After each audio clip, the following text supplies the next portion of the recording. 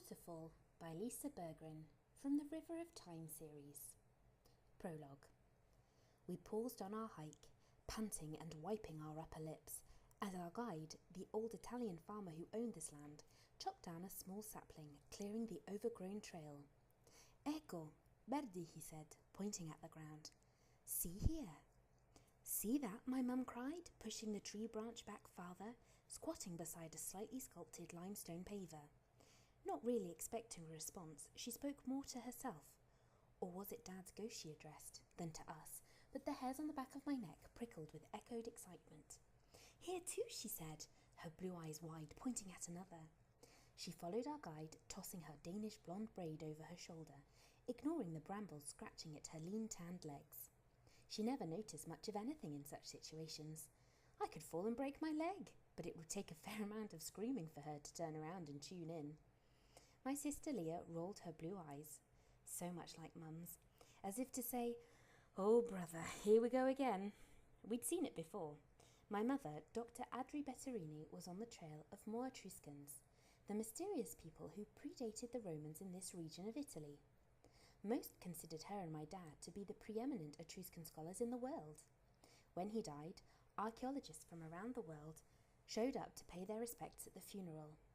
Sighing, I followed my mum up the trail. If we didn't stay right behind her, this crazy path was likely to spring closed, and the woods would swallow her and the guide up like fairies in the forest. Finding these ruins had become like an obsession to her, some crazy connection to my dad.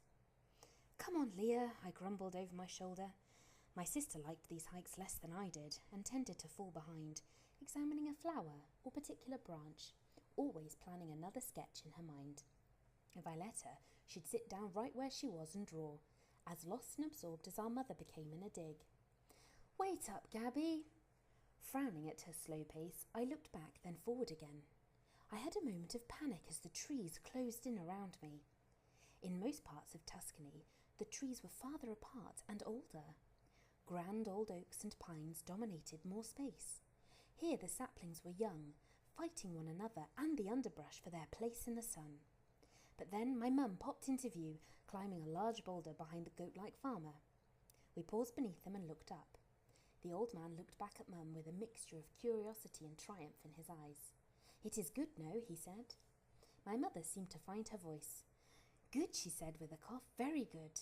I could tell by her voice she was really excited, but trying to guard her reaction. She knew better than to let her enthusiasm show in the midst of bargaining for land to excavate.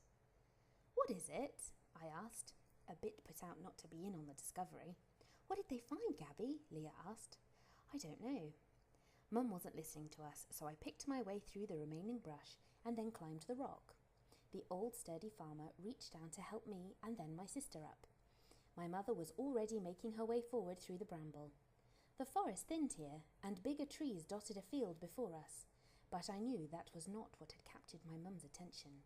It was the rounded burial mounds, covered in thousands of years of soil and grass, nearly swallowed forever. As we battled our way forward, I glimpsed the remains of an old medieval castle on the next hill, undoubtedly the domain of a lost lord of Toscana, now barely more than a few standing walls and the slight curve of one tower. My mother ignored it. She had eyes only for her guide and these ancient curved tumuli, like none we'd seen other than a site south of Roma. He'd led her to the nearest mound and beckoned me and Leah forward. As we got closer, we could see that the top had been opened, like a wax seal on a clay jar. Hurriedly, my mother shrugged off her day pack, her eyes shining in the sun. I did the same, studying her intense expression as her long, elegant fingers found her flashlight, and she moved out, leaving her backpack open. Clearly, she thought we'd found the elusive colony, the one Dad had been looking for when he died. I fished for a bottle of water as she gingerly moved forward. These old tombs were inexplicably strong, given that most of them were over a couple of thousand years old, but that didn't mean they weren't just as likely to collapse as stand. "Gabriella, come help me," Mum said over her shoulder, her eyes focusing on me, really focusing for the first time. I surged into action just steps behind her.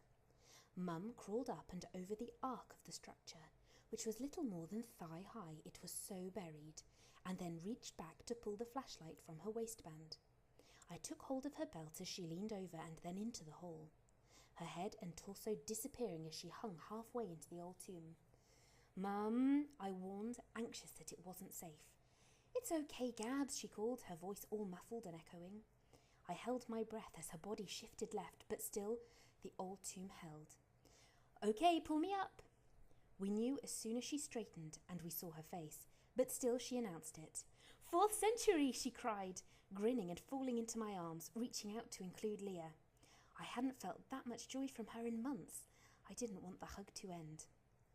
4th century. She meant BC, as in before Christ, seriously old. She'd found it, the lost city of the Etruscans.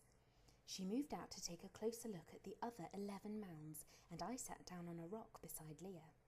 Gradually, I felt my smile fade.